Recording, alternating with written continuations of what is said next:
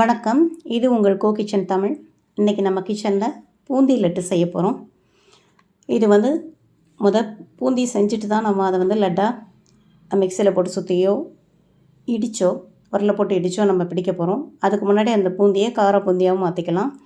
அதனால் தீபாவளிக்கு ஒரு காரமும் ஆச்சு, இனிப்பும் செஞ்ச மாதிரி இருக்கும். ஸோ இதை ட்ரை பண்ணி பாருங்கள். பிடிச்சிருந்தால் ஷேர் பண்ணுங்கள், சப்ஸ்கிரைப் பண்ணுங்கள், கமெண்ட் பண்ணுங்கள், லைக் பண்ணுங்கள். பக்கத்தில் உள்ள பெல் ஐக்கானை கிளிக் பண்ணி ஆளுங்கிறத கிளிக் பண்ணுங்கள். அப்போ தான் நான் போடுற வீடியோஸ் எல்லாம் உங்களுக்கு நோட்டிஃபிகேஷன்ஸாக கிடைக்கும். வீடியோ ஸ்கிப் பண்ணால் பாருங்கள். நிறைய ஹெல்த் டிப்ஸ் சொல்கிறேன், அது உங்களுக்கு ரொம்ப யூஸ்ஃபுல்லாக இருக்கும். வாங்க லட்டு எப்படி செய்யலான்னு வீடியோவில் போய் பார்க்கலாம். இதில் ஃபஸ்ட்டு 3 டம்ளர் கடலை மாவுக்கு 3 டம்ளர் சுகர்,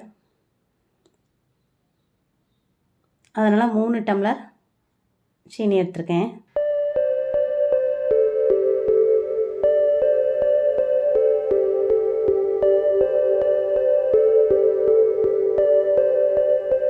மூணு டம்ளருக்கு 1 டம்ளர் தண்ணி,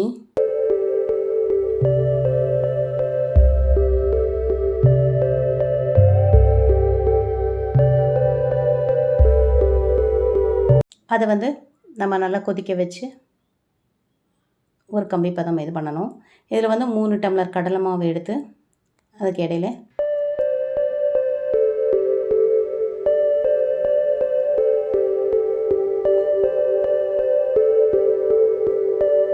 அதை பஜ்ஜி மாவு பதத்தை விட கொஞ்சம் தண்ணியாக கரைச்சிக்கணும்.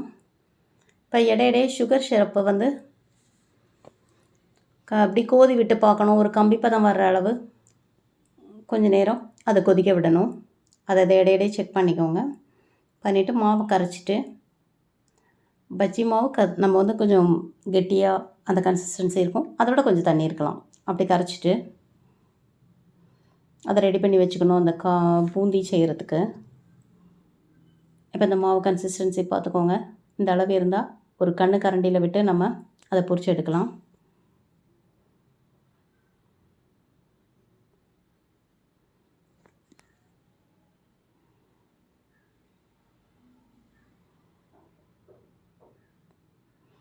இடையில கோதி விட்டு பார்த்துக்கோங்க கம்பி பதம் வருதான்னு.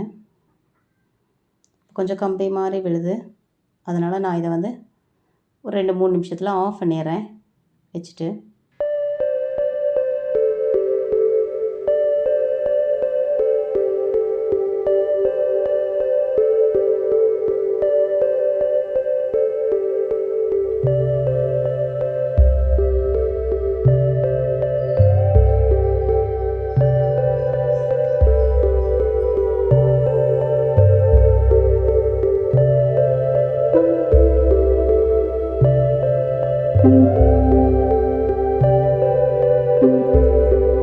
இப்போ சுகர் சிரப்பு ரெடி ஆயிடுச்சு. அதை தனியாக அடுத்த இதில் தூக்கி வச்சுட்டு, இப்போ அடுப்பில் எண்ணெய் எடுத்து அதில் கடலை எண்ணெய் எடுத்திருக்கேன். பொரிக்கிற அளவு இந்த சட்டியில் ஒரு பாதி அளவு மட்டும் எண்ணெய் விட்டுக்கோங்க. ஏன்னா இது கொஞ்சம் பொங்கி வந்தாலும் நமக்கு பிரச்சனை இருக்காது. அது மாதிரி பூந்தி தேய்ச்சி விடும்போது கொஞ்சம் கொஞ்சமாக போட்டுடுங்க. இதில் புளி போட்டிருக்கேன். அது மாவு அந்த எண்ணெய் பொங்கக்கூடாதுங்கிறதுக்காக புளி போட்டு, அந்த புளி துண்டு மேலே எலுமினோடனே அது கருப்பாயிரும். அப்போ அது பொரிக்கிறதுக்கு அந்த எண்ணெய் ரெடி ஆகிடும். ஸோ இப்போ நாம் ஒரு கரண்டி எடுத்து ஒரு கரண்டியில் கோதி விட்டு நம்ம அந்த பூந்தியை நம்ம ரெடி பண்ணுறோம். நிறைய செய்ய வேண்டாம், கொஞ்சம் கொஞ்சம் ஒரு 2 கரண்டி மட்டும் விடுங்க. இல்லை ஒரு கரண்டியாக முதல்ல கொஞ்சமாக விடுங்க, ரொம்ப பொங்கி வரும். அதனால் முதல்ல மட்டும் ஒரு கரண்டி மட்டும் விட்டு பொரிச்சு எடுத்துகிட்டு அதுக்கு அடுத்தடுத்து 2 கரண்டி அப்படி விட்டுக்கோங்க.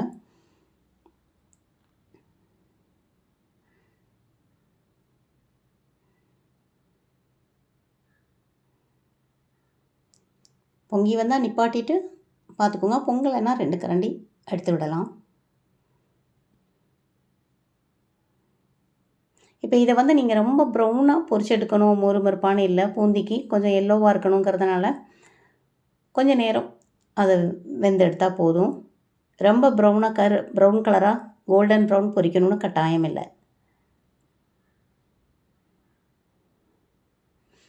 கொஞ்சம் சலசலப்பாக ஆகும்.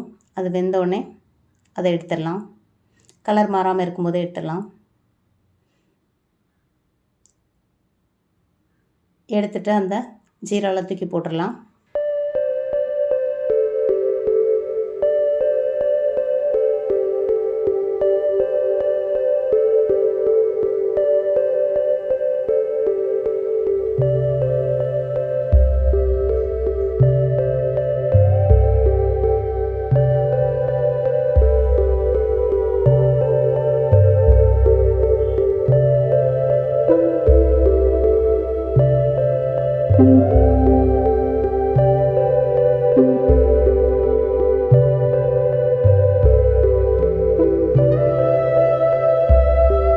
கொஞ்சம் கொஞ்சமாக அரித்து அதில் போட்டுக்கிறோம் ஜீராவில்.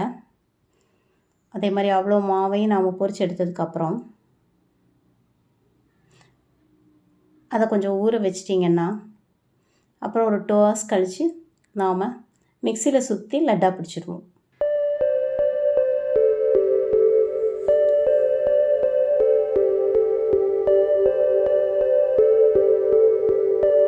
இப்போ பொரித்து போட்டுட்ருக்கும்போது இன்றைக்குள்ள ஹெல்த் டிப்ஸ் பார்த்துடலாம்.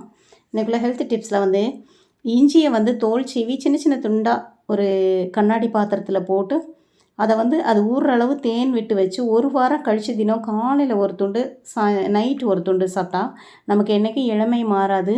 இது ஜீரணத்துக்கும் ரொம்ப நல்லது. இஞ்சி எப்படி யூஸ் பண்ணி பாருங்கள். இந்த டிப்ஸ் உங்களுக்கு யூஸ்ஃபுல்லாக இருக்கும்.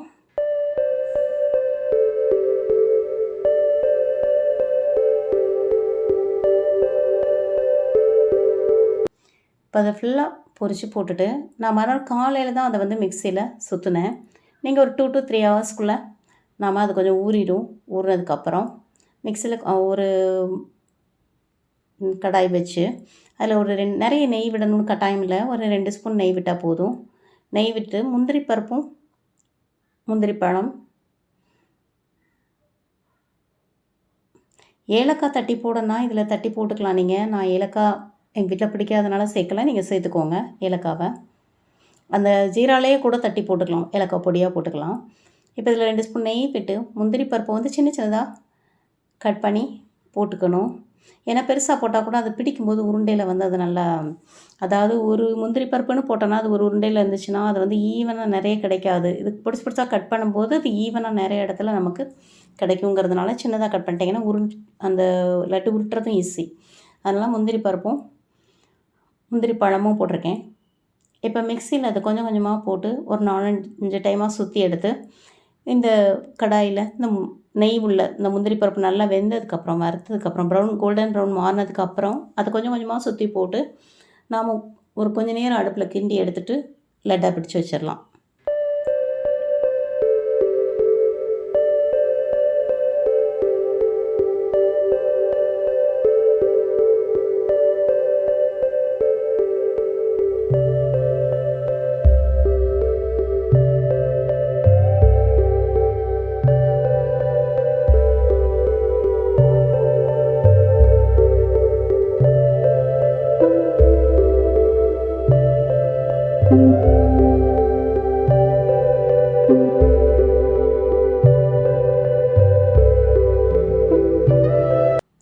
இப்போ ப்ரௌன் கலர் ஆகிட்டு இப்போ வந்து நாம் மிக்சியில் சுற்றினதை போட்டுக்கலாம்.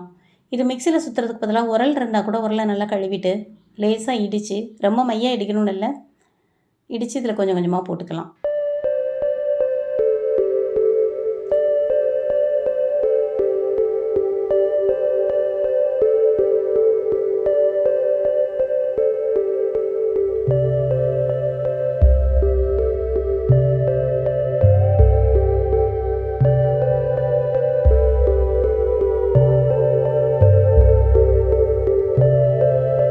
கொஞ்சம் கொஞ்சமாக அவ்வளோத்தையும் நாம் வந்து அதை வந்து சுற்றி எடுத்து போட்டு கிண்டிட்டு லட்டு பிடிக்க வேண்டியதுதான்.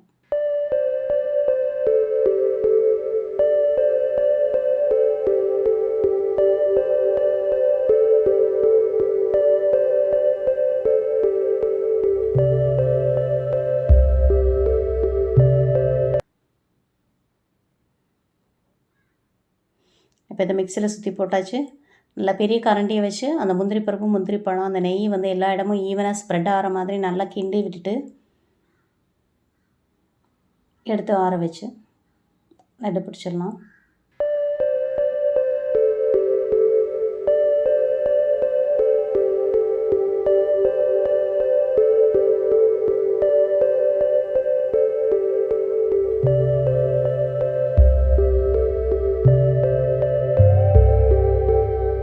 அடுப்பை ஆஃப் பண்ணிட்டேன்.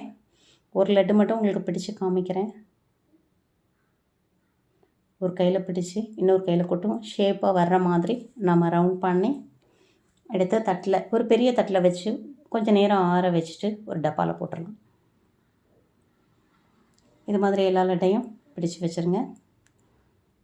வச்சா சுவையான boondi laddu ready. Thank you for வாட்சிங் திஸ் வீடியோ.